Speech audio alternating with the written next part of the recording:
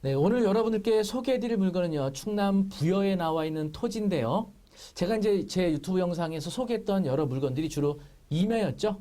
네, 감정가 대비 굉장히 낮은 금액까지 유찰됐던 토지들이 주로 임야였어요. 근데 이제 임야의 경우에는 제가 이제 최근에 소개해드렸던 물건들도 있었지만 여러 차례 유찰되는 데는 여러 가지 이유가 있었죠.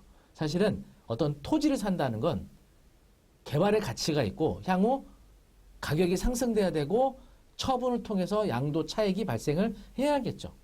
그런데 임야의 경우에는 사실은 개발하기 어려운 경우가 많아요. 뭐 경사도라든지 기타 도로의 문제라든지 또 나무의 어떤 인목 본수도의 문제라든지 이런 여러 가지 문제 때문에 개발이 어려운 이런 임야들이 많았죠. 그래서 댓글로 이런 물건을 왜 얘기하냐라고 하시는데 저는 그런 물건들을 투자하십시오, 낙찰 받으십시오라고 사실 얘기했던 것보다는 그 물건에 있는 문제점이 과연 어떤 문제점이고 이에 대한 대원 판례는 어떤 것들이 있었는지 주로 소개를 하는 이런 포인트였거든요. 제가 얘기하고자 하는 부분에 대한 포인트를 정확하게 알아두시고 거기에 관련된 어떤 대원 판례라든지 법 규정 이걸 좀 공부하시면 좋을 것 같아요. 그런데 오늘 소개해드릴 물건은요.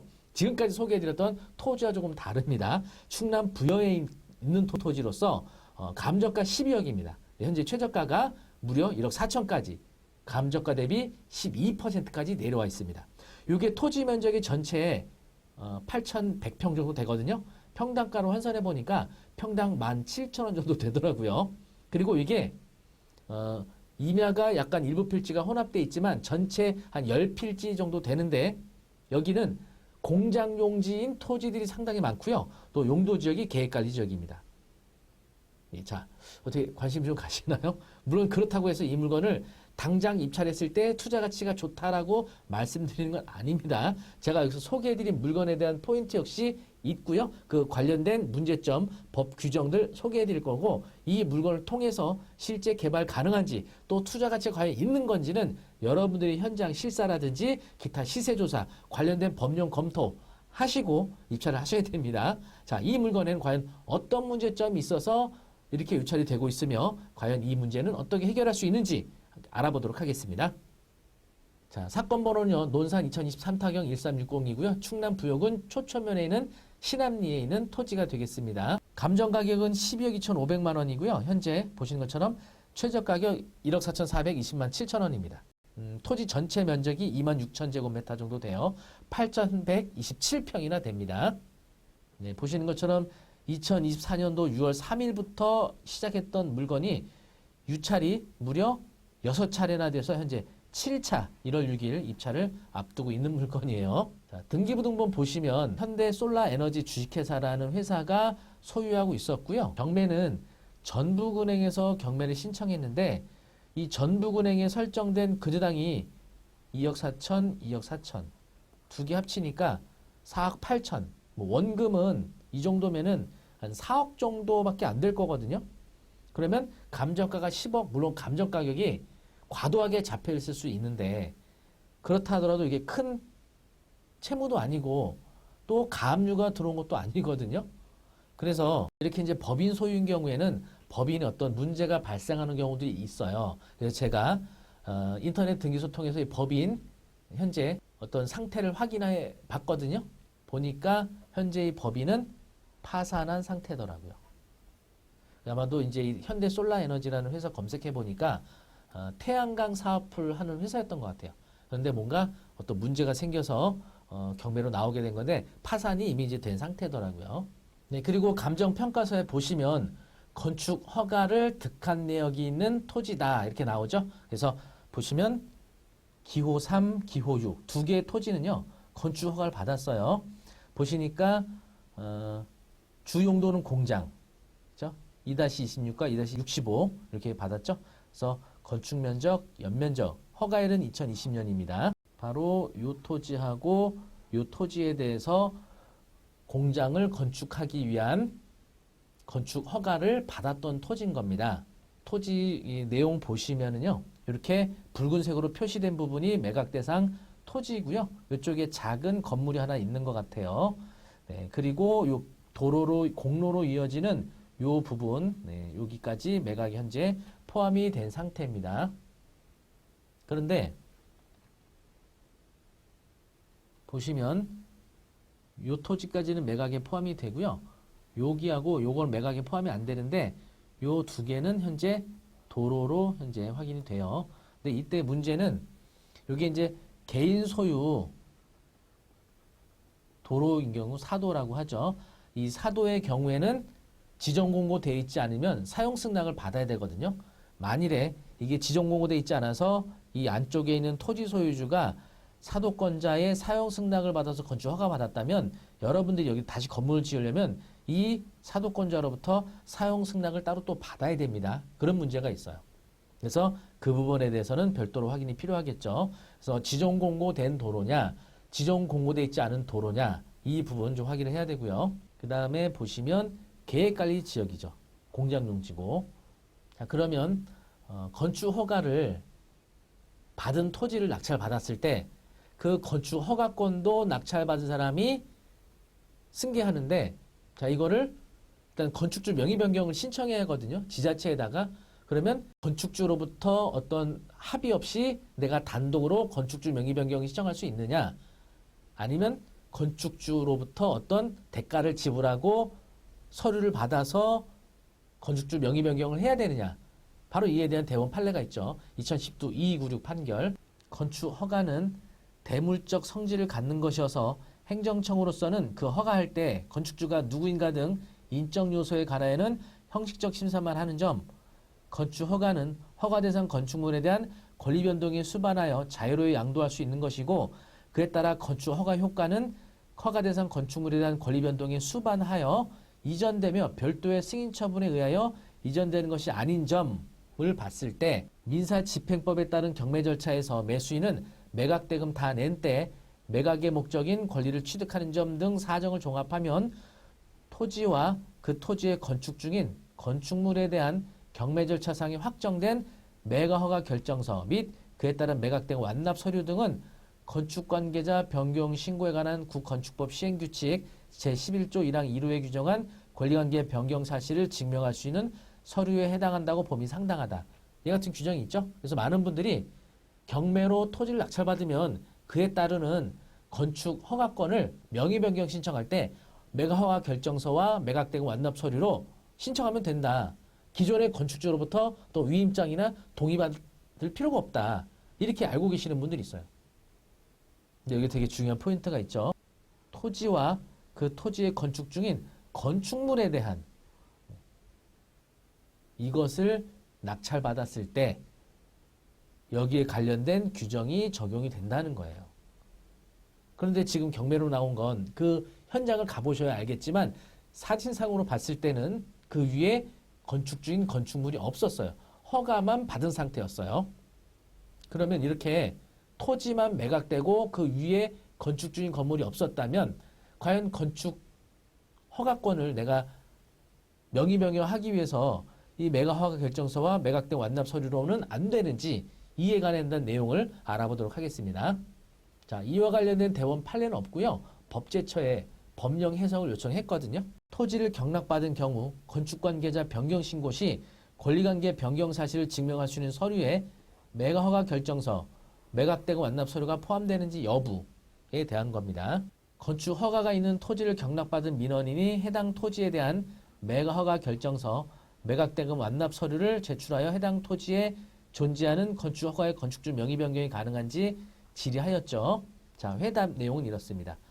건축 허가 후 토목공사만 이루어져 외관상 건축물의 외형이 없는 상태의 토지를 경매로 낙찰받은 자가 제출한 해당 토지에 대한 매각허가 결정서 및 매각대금 완납 서류를 건축법 시행규칙 11조 1항 1호에 따른 권리관계 변경 사실을 증명할 수 있는 서류로 볼 수 없습니다. 이렇게 되어 있죠. 그 이유는 뭐냐? 아까 대법원 판례는 된다고 했는데 법제처에서는 왜 그것이 안 된다라고 했느냐면 건축 허가 등을 받아 착공 신고한 뒤 건축물로서의 외형을 전혀 갖추지 않은 상태에서 토목공사만 이루어진 토지를 경매로 낙찰받은 경우라면 아직 외형을 갖추지 못한 건축물은 해당 경매의 대상이 될 수 없을 뿐 아니라 매각허가 결정에는 매각항 부동산을 적도록 규정하고 있는 미산집행법 제128조에 비춰볼 때 경매의 대상이 되지 않은 미완성 건축물은 매가 허가 결정서에 기재되어 있지 않을 것이므로 해당 토지에 대한 매가 허가 결정서 및 그에 따른 매각대금 완납 서류로는 건축물의 권리관계 변동 사실을 증명할 수 없다고 할 것입니다. 자, 이 내용의 요점 뭐냐? 토지만 낙찰받은 거 아니냐? 그 위에 건축물까지 소유권 취득한 건 아니지 않느냐? 매가 허가 결정서에 낙찰받은 매수인이 취득하는 부동산에 토지만 기재되어 있지 그 위에 건축 중인 건축물은 포함되어 있었던 것이 아닌 것이다 라고 판단하는 거예요. 그래서 만약에 위에 건축하다가 중단되었거나 아니면 또 사용 승인 전 상태까지 건물이 완공돼 있었고 그 매각 대상 부동산이 토지와 그 사용 승인되지 않은 건축물이 포함이 돼 있었고 매수인이 이걸 취득했다면 건축주 명의 변경 매각 허가 결정서와 매각된 완납 서류를 할 수 있는 거다라는 취지죠. 그런데 조금 전에 소개해드린 충남 부여의 토지는 현장 사진을 고려했을 때 건축 중이던 건축물조차 없었다면 이 건축 허가권은 낙찰자가 토지에 관한 매각 허가 결정문과 매각대금 완납 서류로는 건축주 명의 변경을 할 수 없다고 볼 수 있는 거죠. 자, 감정평가서에 있는 해당 사진을 보시면 여기 이제 빨갛게 표시된 임야 부분이 매각에 포함이 되고요. 네, 아마도 이렇게 뭐 미상의 이런 건축물도 있고요. 요 건물의 뭐 용도는 모르겠는데 무슨 창고나 어떤 사무 용도로 썼던 것 같습니다. 네, 그리고 안에 보시면 상당 기간 동안 이게 사용하지 않았던 것 같아요. 네, 그리고 일부 토지에 대한 네, 이런 이제 잡풀들이 많이 자라가 있는 것을 보면은 오랫동안 방치된 상태의 토지다라는 것을 알 수가 있겠습니다. 자, 그러면 건축 허가권에 대해서 내가 승계받아서 공장을 새로 지으려면 기존 건축주 누구인지 알아내서 그게 토지 소유자일 수도 있고 또는 제3자일 수도 있잖아요. 근데 만약에 토지 소유자, 법인 소유의 건축주였다면 파산해 버려갖고 이게 승계조차 할 수가 없어요. 뭔가 위임장이나 관련된 동의서를 받아야 되는데 파산한 법인이기 때문에 그런 소리를 발급받을 수 있는 상태가 아니죠.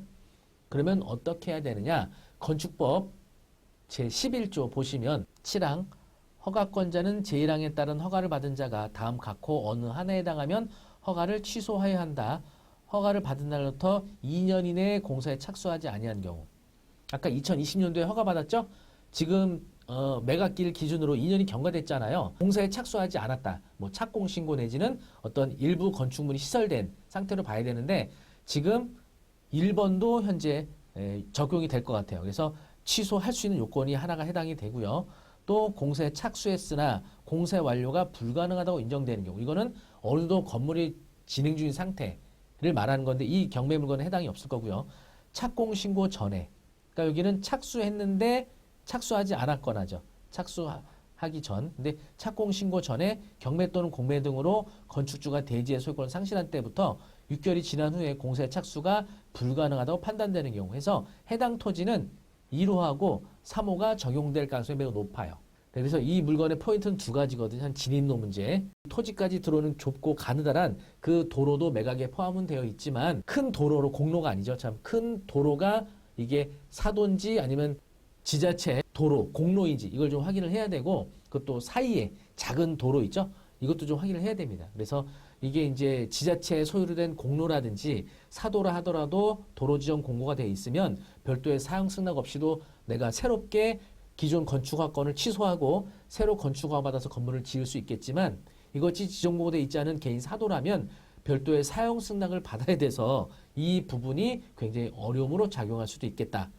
라는 거 확인하셔야 되고요. 또 하나는 기존의 건축 허가권이 취소되지 않은 상태라면 취소하기 위한 절차를 진행을 하게 되는데 원래 건축법상의 기준을 보면 취소하여야 한다라 그래서 이 공무원이 적극 행정을 통해서 이 그 낙찰받은 사람이 별도로 요청하지 않아도 요건이 됐을 때는 취소를 해야 되는데 사실은 이런 행정이 적극 행정이 잘 이루어지지 않다 보니까 그 건축법 11조 7항에서 규정하고 있는 취소 사유에 해당한다 하더라도 아직까지 취소가 안 됐을 수가 있어요. 그런 경우에는 낙찰받은 다음에 이 건축허가권을 취소할 수 있도록 적극 행정을 요청을 해야겠죠. 자, 이렇게 오늘 소개해드린 이 토지의 경우에 굉장히 낮은 금액으로 유찰이 되어 있는데 사실 이 부분 외에는 또 어떤 문제가 또 있는지는 현장에 한번 가보셔야 됩니다. 또 뭔가 우리가 알지 못했던 서류로 확인되지 않은 다른 문제가 있을 수도 있으니까 현장도 가시고 인근 중개업소 가서 시세도 좀 알아보시고 또 지자체 통해서 건축 허가권과 관련된 부분, 도로의 어떤 이런 사용에 관련된 부분도 확인을 좀 하셔야 될 겁니다. 전공매에 관해서 여러분들이 좀 공부를 더 하고 싶다 이렇게 생각하시는 분들은요. 저희 PLED 원격 평생교육원에서는 옥섭 이런 홈페이지 통해서 부동산 경매와 또 공매 관련된 다양한 교육들을 하고 있습니다. 현재 경매 기초과정과 심화과정에 대해서는 저희가 VOD를 통해서 서비스를 제공해 드리고 있어요. 그래서 여러분들이 이 부분을 좀 저렴하게 이용할 수 있는 할인 쿠폰도 다양하게 적용해 드리고 있으니까 아래 링크 통해서 저희 옥섭 홈페이지 오시면 경매 기초과정과 심화과정 온라인을 통해서 어디서든지 자유롭게 총 2개월 동안 수업에 참여하실 수가 있겠습니다. 오늘 소개해드린 영상에 관심 있으시고 도움이 되셨다면 구독, 좋아요 부탁드리겠습니다. 여러분들의 구독과 좋아요는 저에게 큰 힘이 되고요. 현재 구독자 수가 7만 3천 명 정도 되는데 내년에는 여러분 구독자 10만까지 갈 수 있도록 도움을 많이 주시면 제가 여러분들께 더 양질의 더 좋은 정보들 많이 제공해드릴 수 있을 것 같거든요. 많은 도움 바라겠습니다. 다음에도 더 재밌고 유익한 영상으로 찾아뵙겠습니다. 감사합니다.